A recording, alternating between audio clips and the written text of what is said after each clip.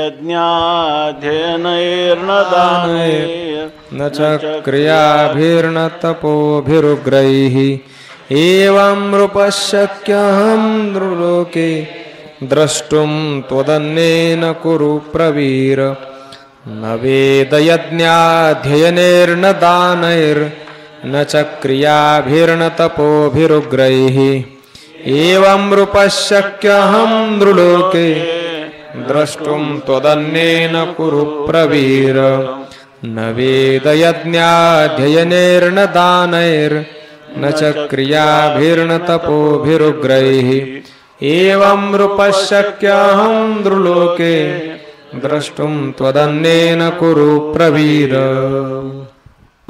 भगवान परमात्म्याचा स्वभाव अकारण करुणा वरुणालय आहे। न सांगता तुम्हा कळो येते अंतर विश्वी विश्वंभर परिहारची न लगे असा परमात्म्याचा भक्तवात्सल्याने संपन्न असा स्वभाव असताना जर एखाद्या भक्ताने काही याचना केली तर भगवंताला हे सहनसुद्धा होत नाही। त्याने याचना करावी आणि मग आपण त्याला काही द्यावं हे भगवंताला आवडत नाही। परंतु भगवान त्याच्यासाठी अत्यंत उतावीळपणे अर्जुन जेव्हा म्हणतो की मला विश्वरूप दर्शन करण्याची इच्छा आहे तेव्हा भगवान अर्जुनाला दिव्य दृष्टी देण्याचं देखील विसरून जातात आणि ह्या विश्वरूपाचं दर्शन करतात। भगवान त्यांना धसाळ असं म्हणतात, अविचारी असं म्हणतात, अर्जुन म्हणतो, परंतु भगवान त्याला पुढे जाऊन उलाढणं देतात, ऐसा नाही देखील धसाळ कोणी, तुझ्यासारखा अविचारी कोणी पाहिला नाही। पण अगोदर अर्जुन भगवंताला म्हणतो की दिव्यदृष्टी दिली नाही, अधिकार पाहिला नाही आणि विश्वरूप दाखवलं, असं तुझ्यासारखाही कोणी धसाळ दिसत नाही। म्हणजे ह्या भगवंताचं भक्तावर असणारं आत्यंतिक प्रेम, त्या प्रेमामुळं विश्वरूप दर्शन भगवान करून देत आहेत। जसं जसं विश्वरूप दर्शनामध्ये सात्विक रूप दिसतात तेव्हा आनंद होतो, पण जेव्हा त्याच्यामध्ये असणारी भयंकर अशा प्रकारची भीतीदायक अशी चमत्कृती पूर्ण अशी रूपं पाहतो तेव्हा अर्जुनांच्या मनामध्ये भयाची भावना निर्माण होते आणि अर्जुनाला असं वाटतं की जे रूप माझ्या समोर होतं नेहमीचं, करकटावरी तुळशीच्या माळा ऐशे रूप डोळा दावी हरी ठेविले चरण दोन्ही विटेवरी ऐशे रूप हरी दावी डोळा कटी पितांबर कास मिरवली दाखवी वहिले ऐशी मूर्ती गरुड पारावरी उभा राहिलाशी आठवे मानसी तेचे रूप त्याच्यासाठी जरोनी पांजरा होऊ पाहे आता येई पंढरीनाथा भेटावया तुका म्हणे माझी पुरवावी आस विनंती उदास करू नये। जसं तुकोबाराय म्हणतात त्याचप्रमाणे अर्जुनाला ह्या विश्वरूपाचा उबग आल्यासारखा झाला आणि त्याच्या अंतकरणामध्ये हे आपल्याला अदृष्टपूर्वम रसितोष्मी दृष्ट्वा, या ठिकाणी जे कधी पाहायला नव्हतं मिळालं ते मिळालं, पाहायला मिळालं म्हणून ऋषितोष्मी दृष्टा, मी अतिशय हर्षित झालो असंच म्हणतो। पण हे सांगण्यात भाव नाही। पुन्हा पुढं काय म्हणतो, भयेन च प्रव्यथितम मनो मे, माझं मन भयाने अत्यंत त्या व्यथित झालेलं आहे। तेव्हा तदेव मे दर्शय देवरूपम, तुझं जे पहिलं स्वरूप आहे तेच मला दाखव। आणि पुढं काय, तदेव मे दर्शितम देवरूपम प्रसिद्ध देवेश जगन्निवास, तू माझ्यावर प्रसन्न हो म्हणजे अनुग्रह कर आणि ह्या विश्वरूपातून मला बाहेर काढ आणि तुझं मूळचं असणारं जे चतुर्भुज रूप ते मला दाखव असं अर्जुन म्हणतो। आणि त्यावेळेला अर्जुनाच्या मनात ही जी भयाची भावना निर्माण झाली तर त्याला भगवंताला अभिप्रेत आहे की अर्जुनाला व्यापक अखंड स्वरूपामध्ये कायमचं स्थिर करायचं आणि अर्जुनाला अजून त्रिगुणात्मक असणाऱ्या मायेचा जो सत्वगुण आहे तो सत्वगुणाशी तादात्म्य करून राहावं वाटतं।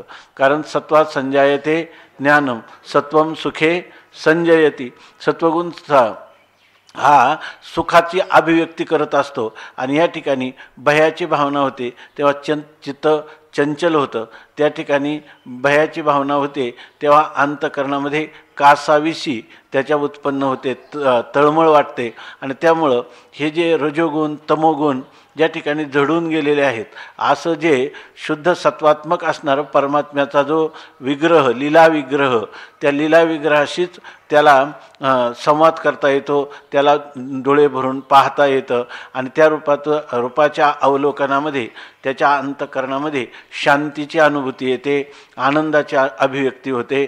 म्हणून तेच रूप दाखव असं जेव्हा अर्जुन म्हणतो तेव्हा भगवान परमात्मा अर्जुनाला या ठिकाणी सांगतात, बाबा रे तू म्हणतोस खरा, परंतु या ठिकाणी हे जे किरीटिनम गदिनम चक्रहस्तम इच्छाम त्वाम द्रष्टुमहम तथैव तेनैव रूपेण चतुर्भुजेन सहस्रबाहो भव विश्वमूर्ते.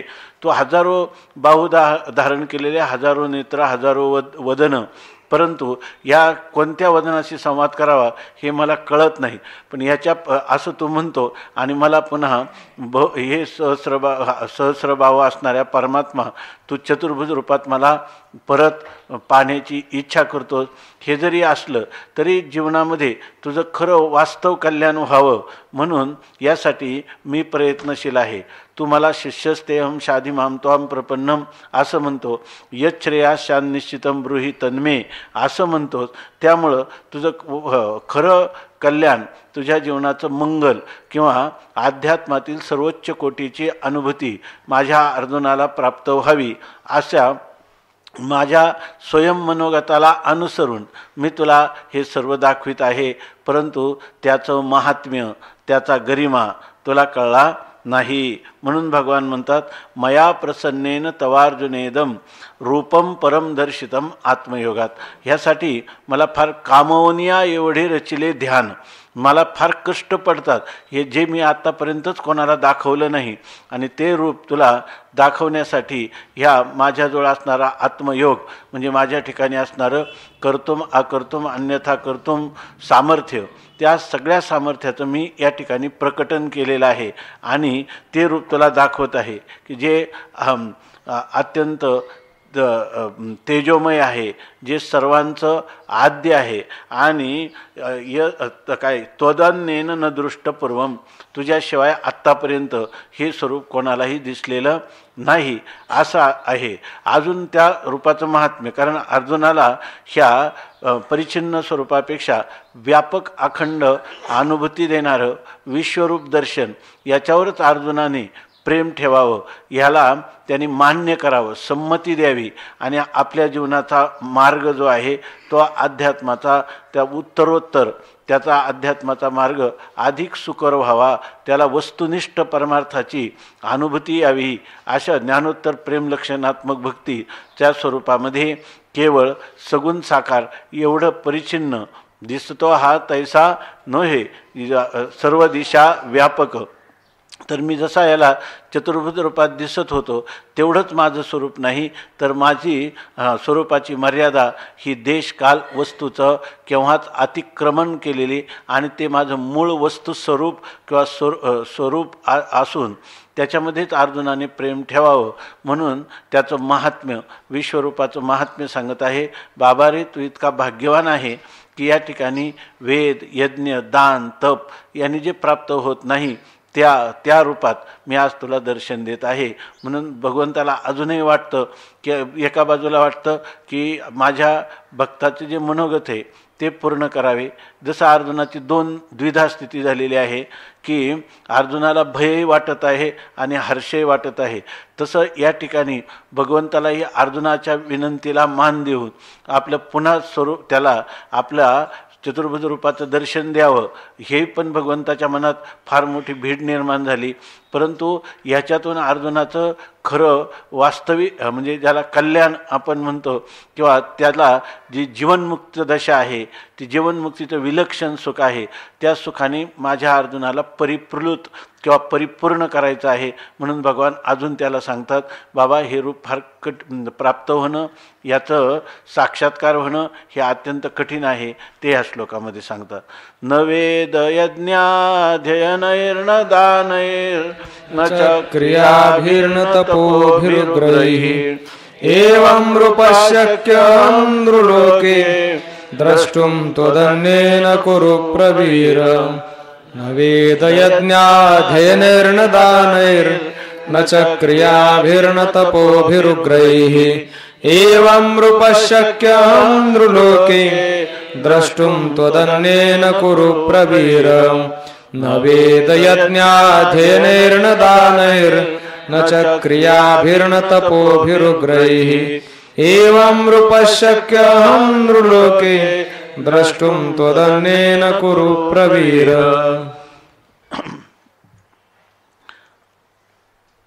आता या श्लोकामध्ये अवतरण दिले भाष्यकारांनी। आत्मनः मम रूपदर्शनेन कृतार्थः एव त्वं संवृतः इति तत्स्तौति। तर सांगतात की आत्मनः मम आत्मरूप असणाऱ्या अशा माझ्या रूपदर्शनेनं अशा माझ्या या विश्वरूपाचं दर्शनाच्या द्वारा तू कृतार्थ एव त्वं संवृत्तः तू खऱ्या अर्थाने कृतार्थ झालेला आहे।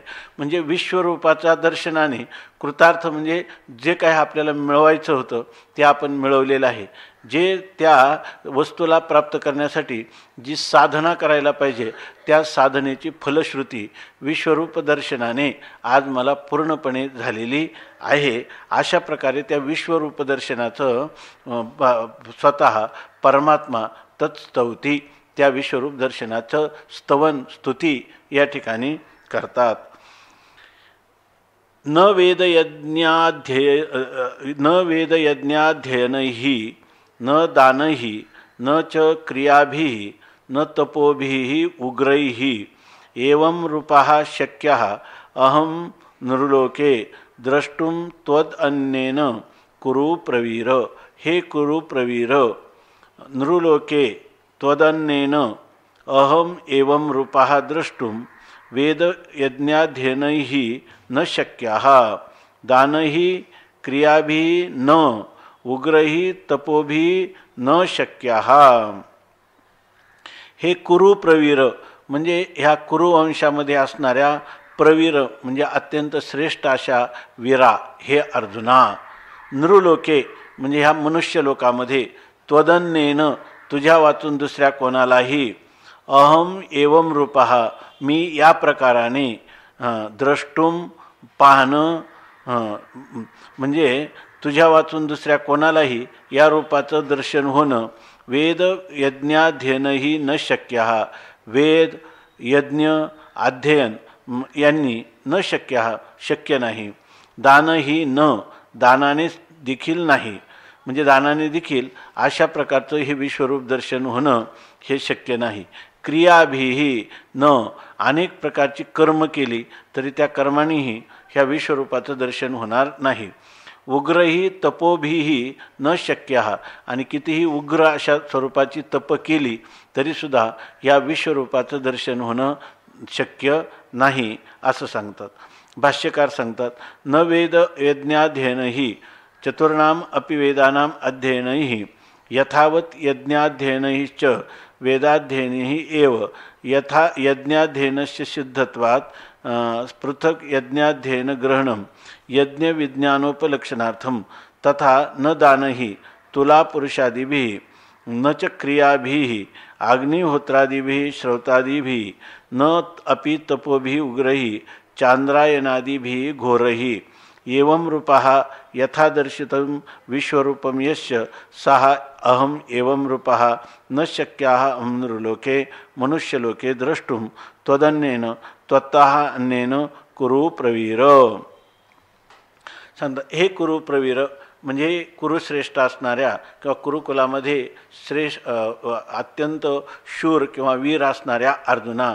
वेदाध्ययनही न म्हणजे वेदाध्ययन चतुर्णाम अपि वेदानाम चार प्रकारचे जे वेद आहेत त्या वेदांनाम अध्ययनही त्या वेदांच्या अध्ययनाने यथावत यज्ञाध्ययनहीच अगदी जशा प्रकारे व्हायला पाहिजे तशा यथा योग्य अशा वेदाध्ययनांच्या योगाने या ठिकाणी इथं सांगतात वेदाध्ययनही यज्ञाध्ययनस्य सिद्धत्वात् या ठिकाणी वेद आणि अध्ययन यज्ञ आणि अध्ययन हे दोन्ही या ठिकाणी सांगितलेलं आहे। याचा अर्थ काय यज्ञ आणि अध्ययन म्हणजे यज्ञाचं यथार्थ ज्ञानाने देखील तो संपन्न आहे म्हणून यज्ञ विज्ञानोपलक्षणार्थम वेदाध्ययन हे दोन्ही सांगायचं आहे. म्हणजे तो आपलं यज्ञ करतोही आणि यज्ञ वेदानुसारी करतो, म्हणजे त्याला वेदाचा यज्ञ कसा करावा याचं यथार्थ ज्ञान संपादन केलेलं आहे. म्हणून त्याला यज्ञाचं विज्ञान विशेष रूपाने ज्ञान आहे. याच्या उपलक्षणार्थ या ठिकाणी वेदाध्ययनही असं सांगितलेलं आहे. काही लोक नुसतं वेदतोंड पाठ करतात आणि काही लोक जे आहे त्याचा पूर्वमीमांसेच्या अनुसारून अर्थ समजून घेतात आणि यज्ञ कशा प्रकारे यज्ञाचं अनुष्ठान करायचं त्याच्या इतिकर्तव्यतेचं त्यांना ज्ञान असतं. म्हणून यज्ञाध्ययन असा शब्द सांगितलेला आहे. तथा त्याचप्रमाणे न दानही तुला पुरुषादिवी, किंवा तुला पुरुष एखाद्या पुरुषाची सुवर्ण तुला करून ते सगळं त्या सुवर्ण ब्राह्मणादिकांना दान करणं याला म्हणतात की तुला पुरुषादिभी. न च क्रियाभी, नंतर कर्म कोणते अग्निहोत्रादी श्रोतावधीभी, अग्निहोत्रादी असणारी श्रौत कर्म किंवा स्मार्त कर्म ह्या कर्मांनी देखील तपोभी उग्रही चांद्रायनादिभी घोरही, आणि चांद्रायनादी घोरही तपोभी चांद्रायनादी घोर असणारी जी तप त्या तपाच्या द्वारा देखील एवं रूपहा अशा प्रकारचा म्हणजे यथादर्शितम विश्वरूपहा रूपम यस्य, जसं आता मी हे विश्वरूप दाखवलं आहे सहा अहम एवं रूपा त्या प्रकारचा मी न शक्य हा अहम नृलोके मनुष्यलोके न शक्य हा द्रष्टुम, मनुष्यलोकामध्ये अशा ह्या विश्वरूपाला पाहणं शक्य नाही. पण तुला मात्र त्वदन्येन त्वत्ता अन्येन तुझ्याशिवाय दुसऱ्या मनुष्यलोकामध्ये एवं रूपा हा द्रष्टुम न शक्य हा, अशा माझ्या स्वरूपाला पाहणं कोणालाही शक्य नाही अशा प्रकारचं सांगतात. आता भगवान माऊली या संबंधाने सांगतात.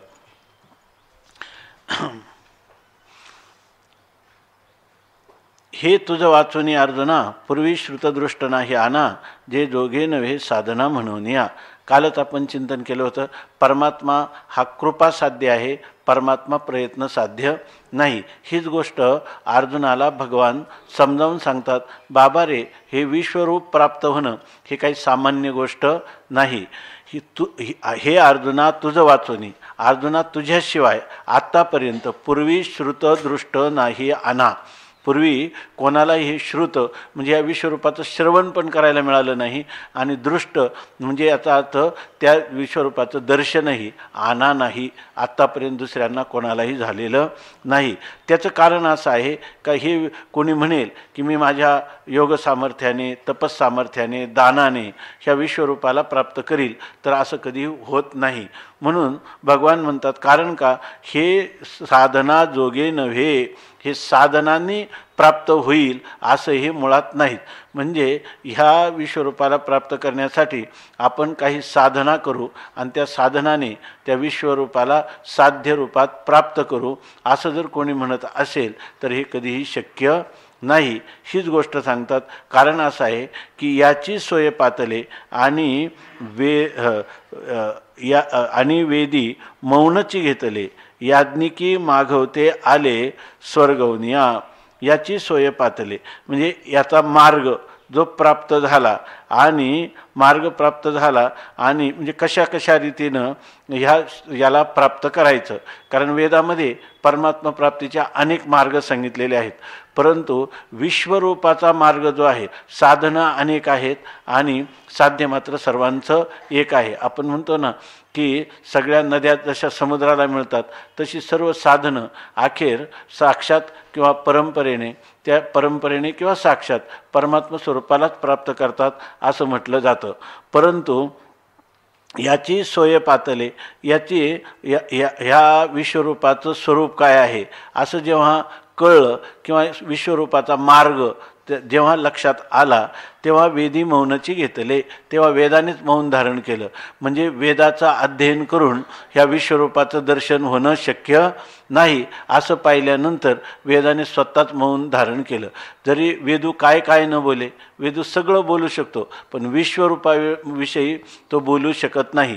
किंवा विश्वरूपाच्या प्राप्तीचा उपाय निश्चयात्मक रीतीनं मी तुम्हाला सांगत आहे असं वेदसुद्धा म्हणत नाही. म्हणून त्या वेदाने आपली पोच विश्वरूपापर्यंत नाही, म्हणून वेदाने या ठिकाणी मौन धारण केलं असं सांगतात.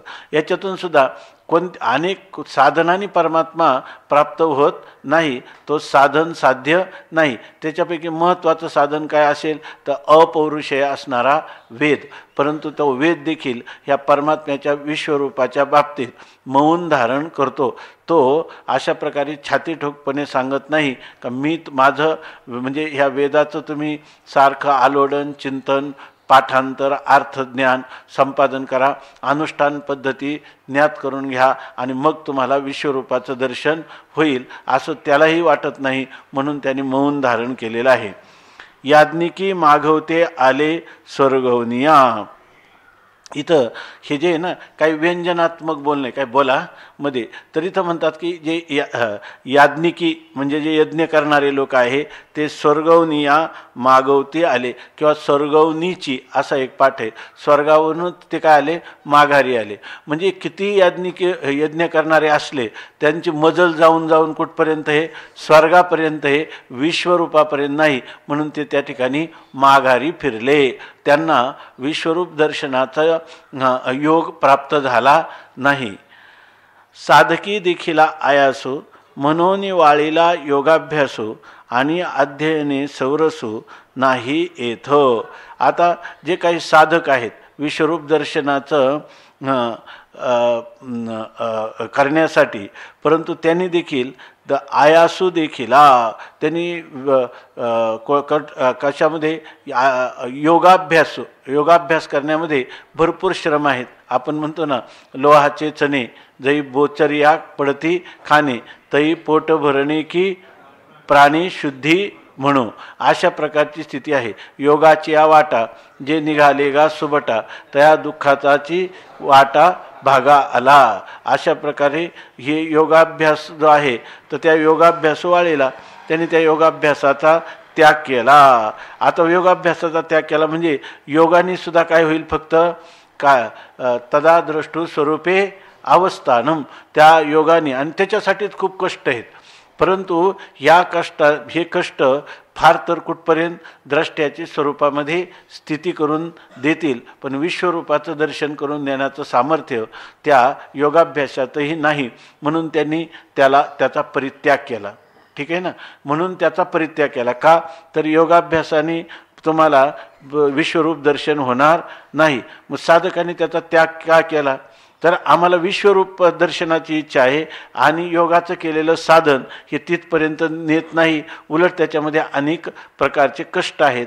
म्हणून ज्या साधक विश्वरूप दर्शनाची इच्छा करणारे, बरोबर ना, विश्वरूप दर्शनाची इच्छा करणारे त्यांनी योगाचा मार्ग धरू, पण योगाचा मार्ग हा तिथपर्यंत पोहोचतच नाही. म्हणून त्याचाही परित्याग केला.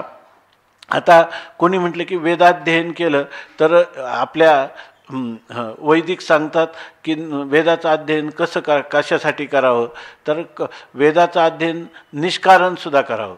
म्हणजे दररोज आपल्या समजा दररोज ज्ञानेश्वरी का वाचायची, जर काही उद्देश नसला तरी वाचायची का. त्याचं काय ते एक वचन आहे की ते तर आहे स्वाध्यायो अध्येतव्या, स्वाध्याय दररोज केलाच पाहिजे. मग त्याच्यामधून काही प्रयोजन नसलं तरी करायचा. आपला पाठ असला तरीसुद्धा वेदाचं पाठांतर असलं, ज्ञानेश्वरीचं पाठांतर असलं तरी त्या ठिकाणी निष्कारण म्हणजे कोणतंही कारण नसताना देखील त्याचं अध्ययन केलं पाहिजे, कारण ही वेदाची आज्ञा आहे. स्वाध्यायान मा प्रमदितव्यम, स्वाध्यायातून तुम्ही कधीही दूर होऊ नका. दररोजचा स्वाध्याय हा केलाच पाहिजे म्हणून म्हणतात.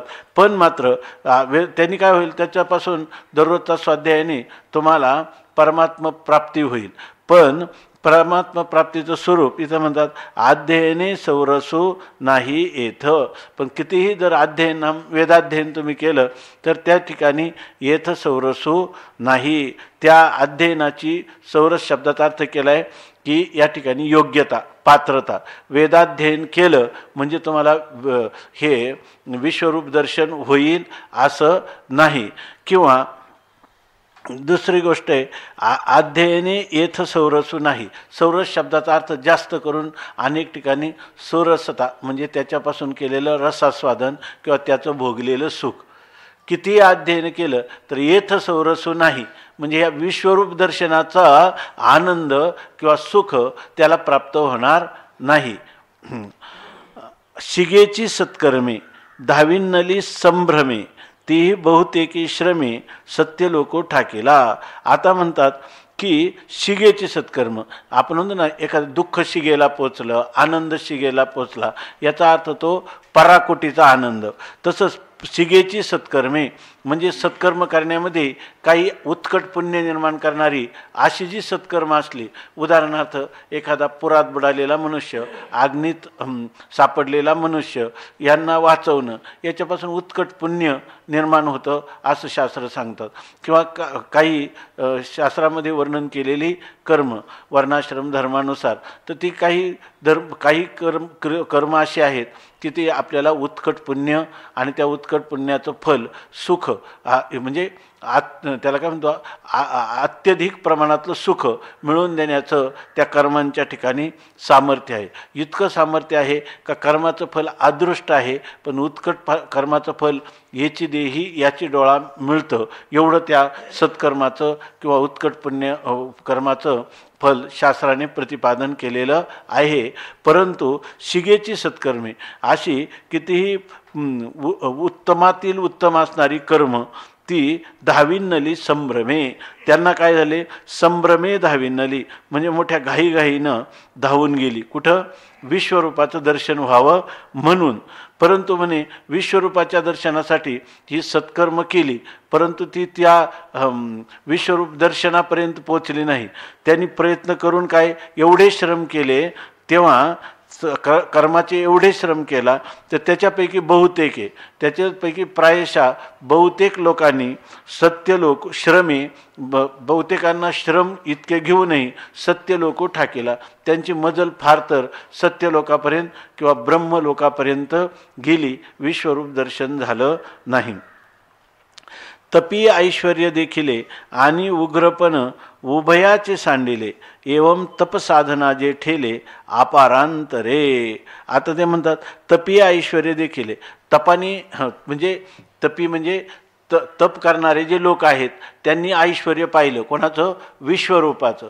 की बा हे विश्वरूपाचं ऐश्वर्य आपण तपसाधनेने प्राप्त करू, पण त्यांनी उग्र अशा प्रकारचं तप करू आणि आपण विश्वरूप दर्शन करू. पण उग्रपण उभयाचे सांडिले, पण त्यांनी उभ्याच ते उग्रपण टाकून दिलं. अरे आपण ह्या विश्वरूपापर्यंत पोचूच शकत नाही, किती उग्र तप असलं तर तिथपर्यंत त्याची पोच नाही, म्हणून उभ्याच त्यांनी अंग टाकून दिलं. एवं अशा प्रकारे तपसाधना जे ठेले अपारांतरे, जे तपसाधना तपाच्या साधनाला जे अपारांतरे ठेले म्हणजे तपसाधनापासून हे अपारांतर म्हणजे फारच दूरवर अशा प्रकारचं ठेले म्हणजे राहिले. म्हणजे हे तपाची साधना त्याला विश्वरूपापर्यंत कधीही घेऊन जाऊ शकली नाही. म्हणजे आत्तापर्यंत कोणी जपी तपी दानी झाले ते कोणीही ह्या विश्वरूप दर्शनापर्यंत पोचले नाहीत. ते हे त्वा अनायसे विश्वरूप देखिले जैसे ते ये मनुष्यलोकी तैसे न फावेची कवना. हे त्वा अनायासे, तुला अनायासाने त्या लोकांनी एवढे कष्ट केले त्यांना प्राप्त झालं नाही, आणि अशी स्थिती असताना तुला मात्र काही लोक म्हणतात ना की तुला अनायासाने म्हणजे तुला काही कष्ट न करता प्राप्त झालं. ते त्वा अनायासे विश्वरूप देखिले, तुला हे विश्वरूप सहज कोणतेही प्रयत्न न करता तू फक्त म्हटला की द्रष्टुमिच्छामी द्रष्टुमिच्छामि ते रूपम ऐश्वरम पुरुषोत्तम, आणि मी लगेच तुला दाखवायला सुरुवात केली. काही लोकांना एखादी गोष्ट, काही गोंदवलेकर महाराजांना विचारलं की नामस्मरण जर साधन असं आहे की मुखी नाम हाती मोक्ष आयशी साक्ष बहुतांची, तर लोक नामस्मरण का करत नाही? तर त्यांनी सांगितलं बऱ्याच कारणापैकी आपण म्हणतो जन्मजन्मांतरी असेल पुण्यसामुग्री. खरं सांगू का, ते म्हणतात की नामस्मरणाने मोक्ष होतं. इतकं सोपं साधन आहे की माणसाला वाटतं इतक्या सोप्या साधनात कसं मिळेल. जप तप दान करून मिळत नाही, तर एकदा नाम घेतलं आणि नाम घेता कंठी पुढे उभा जग जेठी. जर परमात्मा नामस्मरणाबरोबर एवढं जर असं जर होत असेल, इतकं सोपं कसं असेल तो परमात्मा. आता इथं सांगतात ना, जसं विश्वरूप आहे ते अनायासे दिसलं ना, आणि ज्या गोष्टी माणसाला जास्त श्रम न करता प्राप्त होतात त्याच्याबद्दल त्याच्या अंतःकरणामध्ये त्याचं मोठेपण त्याला वाटत नाही. आणि अवघड काहीतरी केलं तर मग ते मनुष्याला बरं वाटतं. तुकाराम महाराज म्हणतात वास्तविक असं आहे, माणसाची प्रवृत्ती अशी, अवघड कोणी न करी सांगता आणि सुलभ बहुता गोड वाटे, अशी मानवी प्रवृत्ती पाहून हे नामसाधन शास्त्रांनी सांगितलेलं आहे. परंतु फारच सोपं, इतकं सोपं की ह्याच्यासारखं दुसरं सुलभच साधन नाही. तुका म्हणे साधन सुलभ गोमटे परी उपतिष्ठे पूर्वपुण्य. इतकं साधन हे सुंदर आणि सुलभ आहे, परंतु लोकांची प्रवृत्ती होत नाही. तसं अर्जुनाला भगवान म्हणतात ते तो अनायाशा तुका म्हणे सोपे आहे सर्वाहुनी आणि शहाणा तो धनी घेत असे. माणसाला घरी नामस्मरण एकदा केलं तर त्याचं विशेष कौतुक वाटत नाही. डोंगरावर जाऊन तप करणारा जो आहे तो विशेष तपी आहे असं मनुष्याला वाटतं, आणि तिथं काहीतरी आहे असं वाटतं. नलगती साजास जावे वनांतरा सुखे येतो घरा नारायण, ह्या वचनावर विश्वास असणारा. तुकाराम महाराजांना ते कोंडोबा लोकरे म्हटले की मी तीर्थाटनाला चाललो, तुम्ही मला काहीतरी हे द्या, आशीर्वाद द्या. तर ते म्हणे जा. ते म्हणे मला तर इच्छा आहे की तुम्हाला पण घेऊन जायचं. ते म्हणे मी इथंच बरं आहे, फक्त हा भोपळाच ना घेऊन जा त्याच्यामध्ये. आणि भोपळा पुन्हा कडूच निघाला आल्यावर. एवढं करू नये. हे तो अनायासे विश्वरूप देखील जैसे तैसे ये मनुष्यलोकी कवना न फावेची. तसं ह्या मनुष्यलोकामध्ये हे कोणालाही न फावेची, कोणालाही आतापर्यंत प्राप्त झालं नाही. ऐकी नाही. तुकाराम महाराज जागेवर बसले आणि त्या ब्राह्मणाजवळ अभंग लिहून दिले आणि गंगामायाने हात वर करून तो अभंग स्वीकारला. भगवान शंकराने भस्मवटी रुंडमाळा त्यालाही त्यांनी त्याचा स्वीकार केला आहे की नाही. गयामध्ये सगळी गया श्राद्ध वगैरे काय माझे झाले काय पिंड पदावरी आपुले करी माझे झाले गयावर्जनन फिटले पितरांचे ऋण. पितृऋणातून मुक्त झाले देऊत बसून. ऐके नाही. एक अभंग लिहून दिला त्यांनी, आणि ते काय ऐके हो माते परिचय हो माते माझी विनवणी सकळ स्वामिनी तीर्थांचे भागीरथी महादोष निवारणी काय सगळं स्वामींनी तीर्थाची. आणि असं सांगितल्यावर गंगामातेने कंकणासहित हाताने त्या तुकोबारायांचं ते जे वचन आहेत त्या वचनं स्वीकारली. याचं कारण काय आहे? तुकोबारायांचं एवढं दृढ श्रद्धा होती, जाण्याची गरज नाही. आमचं नामस्मरण हे साधन जे आहे हे सर्व साधनांचं सार आहे, सर्व साधनांचे सार, आणि भवसिंधू उतरी पार. त्यामुळं नलगती सायास जावे वनांतरा. तसं अर्जुनाला हे सहज विश्वरूप दाखवलं. ते हे तो अनायासे विश्वरूप देखील जैसे ये मनुष्यलोकी तैसे न फावेची कवना. आतापर्यंत मनुष्यलोकात आला आणि त्याला विश्वरूप प्राप्त झालं असं आतापर्यंत तुझ्याशिवाय दुसरा कोणीही नाही. आजी ध्यान संपत्ती लागी तूची एकवाथिला जगी हे परमभाग्य अंगी विरंचीही नाही. आजी ध्यान संपत्ती लागे. आज ह्या ध्यानरूपी जी संपत्ती आहे म्हणजे कोणतं विश्वरूप स्वरूप असणारं हे जे ध्यान आहे, ह्या ध्यानाची संपत्ती प्राप्त झालेला तूची जगी अथिला, तूच ह्या जगामध्ये सर्वात संपन्न थोर अशा प्रकारचा तूच आहे की ज्याला विश्वरूपाचं दर्शन झालं. असा ह्या संपूर्ण विश्वामध्ये तू एकटाच आहेस. आणि हे परमभाग्य अंगी विरंचीही नाही.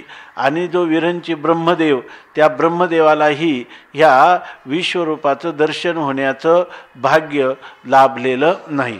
आता काय, आपण बऱ्याच गोष्टीचा आपला अध्याय आता जवळजवळ उपसंहाराकडे आला आहे. जेवढ्या गोष्टीचा विचार आपल्या यथाशक्ती यथामती याचा विचार केला, भरपूर लोकांनी याच्यावर विचार केलेला आहे. हे फक्त आपल्याला एवढं जरी याच्यातून कळलं का आपल्याला बरंच कळलं नाही असं, किंवा काय काय कळलं नाही एवढं जरी कळलं ह्या चिंतनातून, तरी पुष्कळ पुन्हा पुढच्या आवर्तनात काही त्याच्यामध्ये किंवा महापुरुषांनी कोणी सांगितलं. आता हे आपण म्हणतो विश्व, काही लोकांनी विराट दर्शन, विराट स्वरूपाचंही दर्शन आहे असं सांगितलं. आता बारकाईनं पाहायला गेलं तर हे हिरण्यगर्भाचं पण वर्णन होईल का नाही? कृष्णा महाराज, हे हिरण्यगर्भ स्वरूपातलं दर्शन होईल का नाही? होईल. ऐकी नाही, हे ईश्वर स्वरूपातलं दर्शन होईल का नाही? ईश्वर स्वरूपातलं, कारण ईश्वर हा नित्य परोक्ष आहे, त्याचं दर्शन होणार नाही. पण याच्यातून ब्रह्मदर्शन होईल का नाही? बरं, ब्रह्मदर्शन झाल्यानंतरचं जे जीवन आहे त्याच्यात हे विश्वरूपाचं दर्शन त्याला पाहता येईल की नाही? तत्त्वज्ञानाच्या अंगाने सर्व ठिकाणी त्याला ईश्वर रूपता दिसेल की नाही? का ब्रह्मरूपताही दिसेल की नाही? त्याला सर्वांचं, फक्त त्याला समष्टीचा अभिमान धारण करून हिरण्यगर्भाला एक समवायावत छेदे करून होणारं ज्ञान फक्त त्याला होणार नाही. बाकी त्याच्या दर्शनाचा ब्रह्मदेवापेक्षाही खरं आस्वादन तो करणार आहे की नाही? ब्रह्मदेव विक्षेपात आहे, किंवा हिरण्यगर्भ हा काय आहे? विक्षेपात आहे. आणि हिरण्यगर्भ जो आहे त्याचं आवरण भंग झालेला आहे का तो कल्पांताला होणार आहे? कल्पांताला होणार आहे. आणि याला आता याची देही याची डोळा भोगू विश्वरूपाचा सोहळा, असं होऊ शकतं की नाही? असं होऊ शकतं. यांनी जे स्वातंत्र्यासाठी आपले काय नाव माझ्या लक्षात, योगी अरविंद, ते योगाचे मोठे अभ्यासक होते. मूळ ते देशासाठी ते भूमिगत राहिले आणि त्यांना प्रेरणा झाल्यावर त्यांनी जे पुन्हा ह्या गीतेकडं आणि उपनिषदाकडं वळले. त्यांचं सगळं बालपणसुद्धा परदेशात गेलेलं होतं, परंतु त्यांनी उपनिषदांचं आणि गीतेचं इतकं गंभीर चिंतन केलं. त्यांनी गीतानम निबंधन नावाचा एक ग्रंथ लिहिलेला आहे, इंग्लिशमध्ये त्याचा मराठीत अनुवाद केलेला आहे. तर त्या विश्वरूप दर्शनाचं त्यांनी साधारणपणे जर आपण विचार केला तर विशिष्ट अद्वैताला धरून हे चिंतन सांगितलेलं आहे. बरं, हे विशिष्ट अद्वैताला धरूनच वाटतं का नाही? पण त्यांच्याजवळ कोणतंही मार्गदर्शन नाही, केवळ त्यांनी रात्रंदिवस केलेलं जे चिंतन आहे त्या चिंतनाच्या बळावर विश्वरूपात त्यांनी काही, म्हणजे ज्याला आपण म्हणतो दैनंदिन जीवनातही ह्या विश्वरूपाच्या चिंतनाचा कसा उपयोग दिसतो किंवा कसं आपल्याला प्रत्यय येत राहतो हे पण त्यांनी सांगितलं. जसजशी आपली वृत्ती सूक्ष्म होत जाईल, प्रत्येक वस्तूमध्ये आपण परमात्मा दर्शन करत जाऊ, तसं तसे काही घडणारे चमत्कारही त्यांनी लिहिलेले आहेत. पण याचा अर्थ एवढा आहे की जितकं जितकं आपण चिंतन करू तेव्हा तसं तसं विश्वरूपाच्या कृपेने विश्वरूपाचं कोडं उलगडेल. हे सुद्धा आपल्या बुद्धीनं, कारण इथंच सांगितलं न वेद यज्ञाध्ययन न दानही, आहे की नाही? याची हे प्राप्त होणार नाही. पण आपली तळमळ असावी आणि निदान हे विश्वरूप दर्शन आहे काय याचा शास्त्राच्या अविरोधी अशा प्रकारचा यथाशक्ती यथामती जर आपण विचार केला तर बरंचसं काही आपल्याला उलगडल्यासारखं तरी वाटेल. आणि काही नाही झालं तर ह्या अध्यायाच्या चिंतनाचं एवढं तरी फल मिळेल निश्चित की आपल्याला काय काय कळलं नाही, आहे की नाही? एवढं होईल की नाही?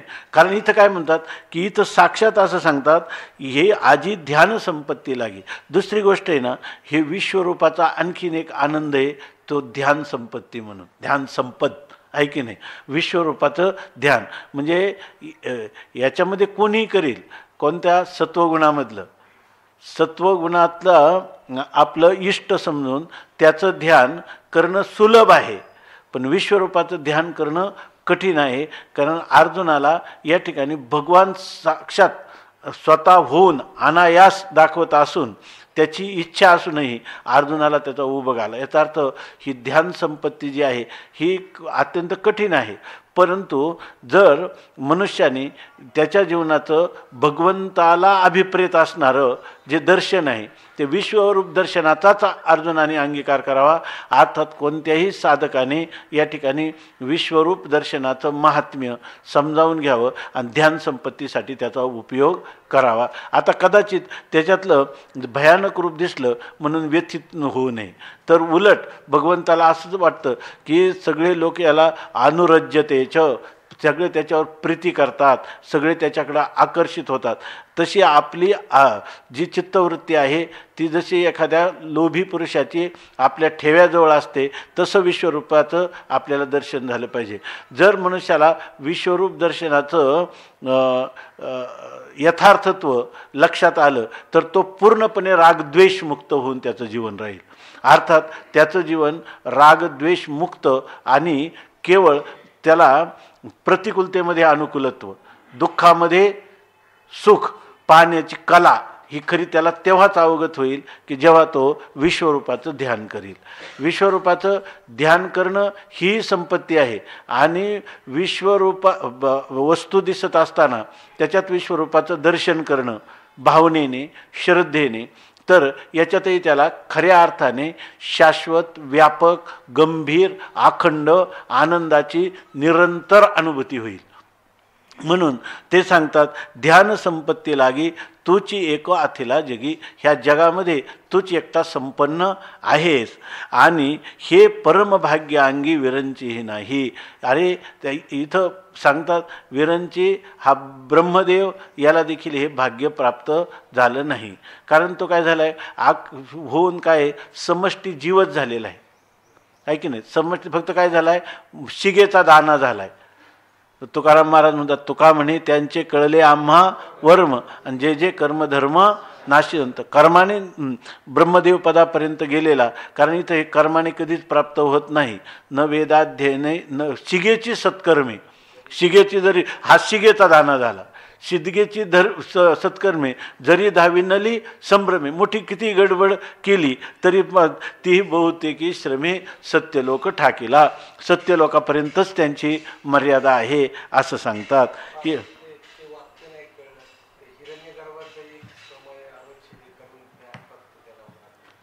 हां म्हणजे हिरण्यगर्भाला सर्वांचं ज्ञान आहे की नाही, कारण त्यांनी समष्टीचा तादात्म्य, समष्टी सूक्ष्माचा नाही. जो जीव आहे, तुम्ही आम्ही जर हे विश्वरूपाचं ध्यान केलं, बरोबर आहे ना, विश्वरूपाचं ध्यान केलं तर आपल्याला ह्या सगळ्यांची त्याच्या योगाच्या साधनेमध्ये सांगितलेलं पण आहे. जसजसं आपण तादात्म्य भ्रांती वाढत जाऊ ना तसे त्यांचे जसं ते महात्मे आलेत इथं, तर काही वेळेला काय होतं की आपल्याला एखादा विचार मनात येतो, बरोबर ना, विचार मनात येतो असं काय करावं, आणि आपण आपल्या मित्राला भेटलो, बरोबर ना, त्या मित्राचं आपलं खूप तादात्म्य, तर तो आपल्या मनातला विचार ओळखून सांगतो का तुम्हाला अलीकडे काय हे पाहिजे का, तू काही चिंता करू नको, मी तुझी त्याची पूर्तता करतो, किंवा तुझ्या मनात आलेला हा विचार अकल्याणकारक आहे, तू काढून टाक. तुला कसा कळला? जर मनुष्याने तादात्म्य केलं तर त्याच्यामध्ये त्याला कळू शकतं. पण हा एक अभ्यासाचा विषय. परंतु इथं ब्रह्मसूत्रामध्ये मात्र असा निवाडा केला आहे की त्याला सृष्टीच्या उत्पत्ती स्थिती लयाचं सामर्थ्य येणार नाही. तसंच एक समवायाच्छेद करून सगळ्या प्राणीमात्रांची त्याला विचार करणार. आता योगी जो आहे तो योगी दुसऱ्याच्या हृदय जाणू शकत नाही का, दुसऱ्याच्या शरीरात संचार करतो, पण हे सामर्थ्य जे तात्कालिक स्वरूपाचं हे मर्यादित आहे, कायम स्वरूपाचं नाही. म्हणून त्या ठिकाणी ते नगण्यच आहे. फक्त कोण आहे असा एकच व्यक्तिमत्व आहे, कोणाचं, हिरण्यगर्भाचं, की त्याला एक समवायाच्छेद करून सगळ्या प्राण्यांच्या कर्माचं त्याला देणारी कर्मफल, त्याला अनुरूप असणारी योनी, ह्या सगळ्यांचं ज्ञान त्याला आहे, परमात्म्याला आहे. ते त्याला विराट स्वरूपातही आहे, हिरण्यगर्भ स्वरूपातही आहे आणि ईश्वर स्वरूपात आहे. सगळ्या ठिकाणी असं मान्य केलं पाहिजे. पण ह्या विश्वरूपाबद्दल खरं पहा, आता आपण इतके दिवस विचार करतो, नेमकं विश्वरूपाचं काय एवढं महात्म्य आहे की भगवंतांनी त्याचं स्वतः वर्णन करावं. ह्या गोष्टीला आपण विशेष रीतीनं जाणू शकत नाही. तुम्हाला ब्रह्मदर्शनाचं कौतुक केलं असतं तरी होतं, आपल्या इष्टाचं स्वरूपात वर्णन केलं तरी ठीक आहे, पण ह्या विश्वरूपाचं वर्णन करण्यात आपण फार तर मनोविज्ञानाने एवढंच म्हणू शकतो, त्रिगुणात्मक असणाऱ्या जगतामध्ये ते सगळेचे गुण काय आहेत? मिथ्याच आहे. जसा आनंदाची अभिव्यक्ती करणारा तमोगुण आपलं सत्वगुण आहे, परंतु तो गुणच आहे. आणि रजोगुण तमोगुण हे पण काय आहेत? गुणच आहेत. आणि सत्व, रज आणि तम हे तिन्ही गुण कल्पित आहेत. त्या तीन गुणांनी युक्त असणारी त्रिगुणांची साम्यावस्था, जिला माया म्हणतात, ती सुद्धा कल्पितच आहे. आणि या ठिकाणी हे जे विश्वरूप आहे, हे कल्पित उपाधीचा स्वीकार करून चाललंय का ही काय वास्तव आहे? कल्पित उपाधीचा स्वीकार करू नये. आणि वर्णन विश्वरूपाचं चाललंय म्हणजे कल्पित उपाधीला धरूनच चाललंय का दुसरं काय चाललंय? आणि वर्णन काय चाललंय? तर त्याचं महात्म्याचं वर्णन चाललंय. बरोबर की नाही? कल्पित उपाधीला धरून महात्म्याचं वर्णन चाललंय की हे फारच मोठी, कोणालाच हे प्राप्त झालं नाही. याचा अर्थ ब्रह्मदर्शन झालं. ब्रह्मदर्शन असं कोणी म्हणेल का ब्रह्मदर्शन कोणालाच झालं नाही? परंपरा विश्वरूप दर्शन मात्र कोणाला झालं नाही असं सांगतात, आणि ब्रह्मदर्शन मात्र कोणाला झालं नाही असं म्हणता येणार नाही. आपल्या इष्टाचं सगुण साकार रूपातलं कोणाला दर्शन झालं असं म्हणता येणार नाही. मग ह्या विश्वरूपाचं एवढं महात्म्य काय आहे? तर ह्याच्यामध्ये असं झाल्याशिवाय त्रिगुणात्मक तिन्ही गुणांच्या मध्ये साम्यावस्था आहे, म्हणजे कल्पितत्व समान आहे असं आहे की नाही?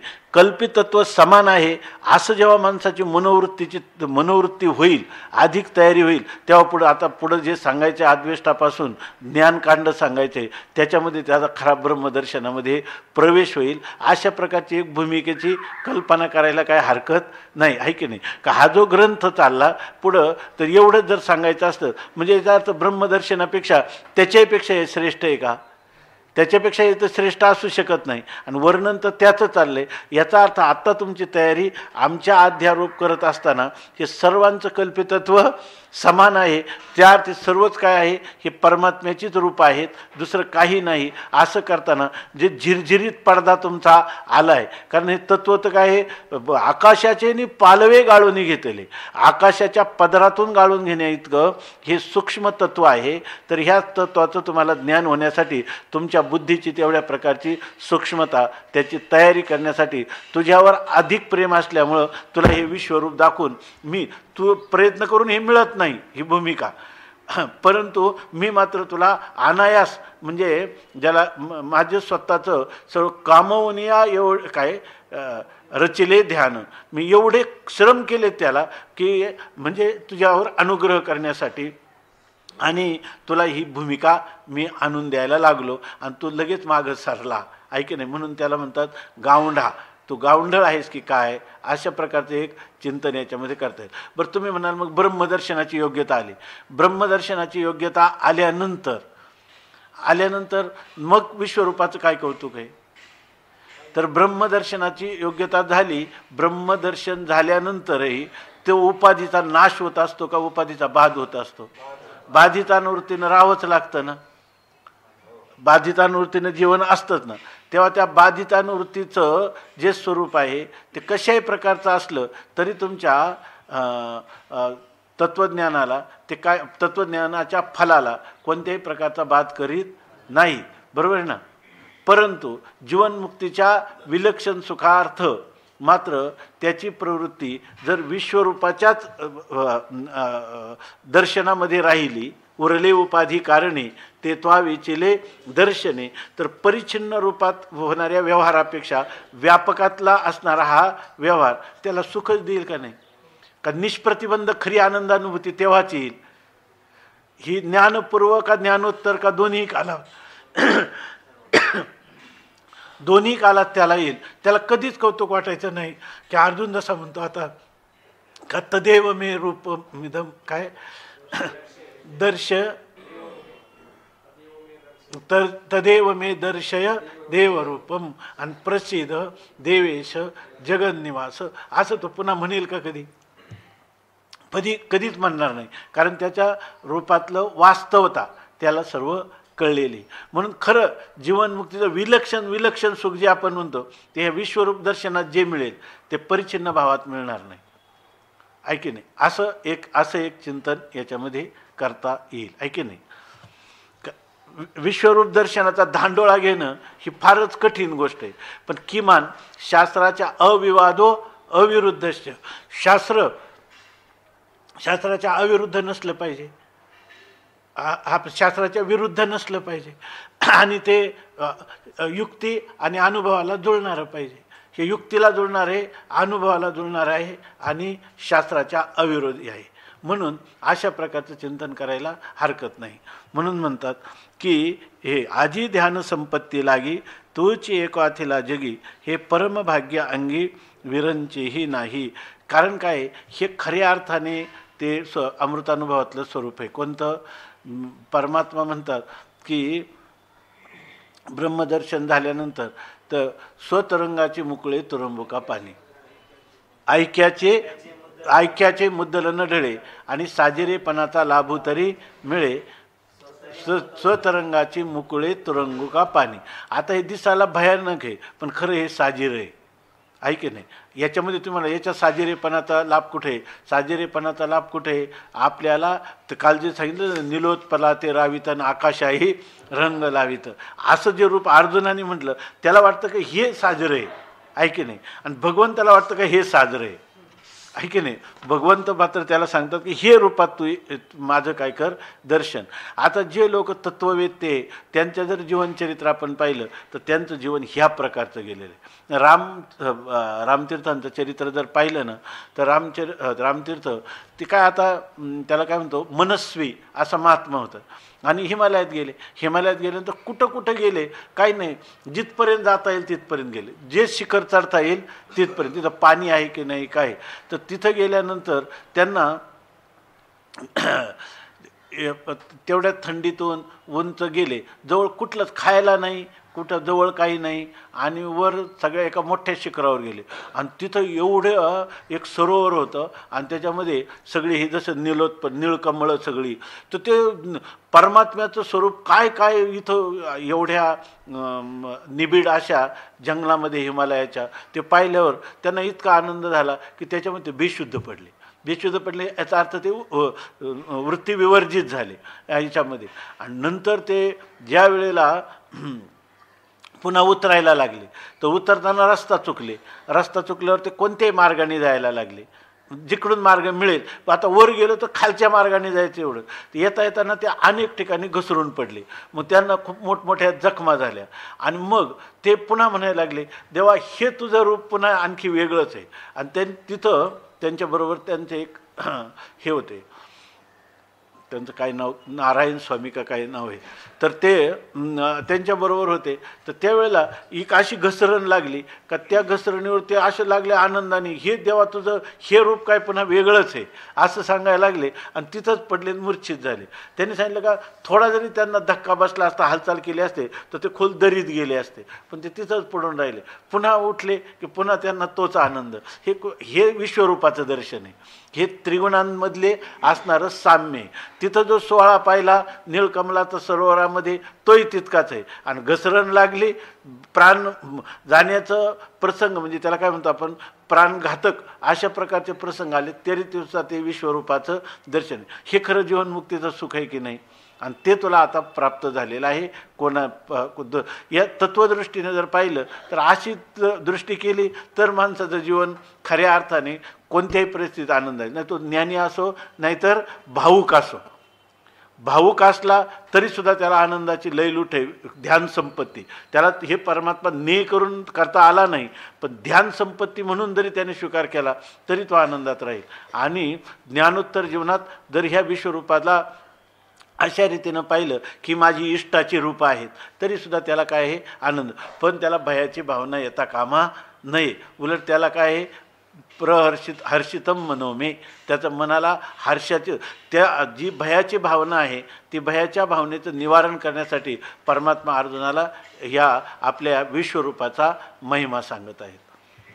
मग त्याला सांगतात तुला दुःख करण्याचं कारण नाही, मूढतेला प्राप्त होऊ नको हे घोर स्वरूप पाहिलं म्हणून तू त्या ठिकाणी असं करू नको. तर व्यपेत भी, तू भीती काढून टाक. प्रीतमनाहा, तू आनंदी मनाने तू तदेव तेच रूप पुन्हा, जरी तुला आता जरी घाबरलेला असला, पुन्हा तू तेच रूप पहा. रूपमिदं प्रपश्य, हे पुढच्या श्लोकाने सांगतात. माते व्यथा माच विमूढ भाव दृष्ट्वा रूपं घोरमिदृङ्ममेदं हि प्रीतमना पुनस्त्वं तदेव मे रूपमिदं प्रपश्य. माते व्यथा माच विमूढ भावो दृष्ट्वा रूपं घोरमिदृङ्ममेदं व्यपेत विप्रीतमना पुनस्त्वं तदेव मे रूपमिदं प्रपश्य. माते व्यथा माच विमूढ भावो दृष्ट्वा रूपं घोरमिदृङ्ममेदं व्यपेत विप्रीतमना पुनस्त्वं तदेव मे रूपमिदं प्रपश्य. पुंडलीक वरदा हरी विठ्ठल. श्री ज्ञानदेव तुकाराम. ज्ञानेश्वर महाराज की जय.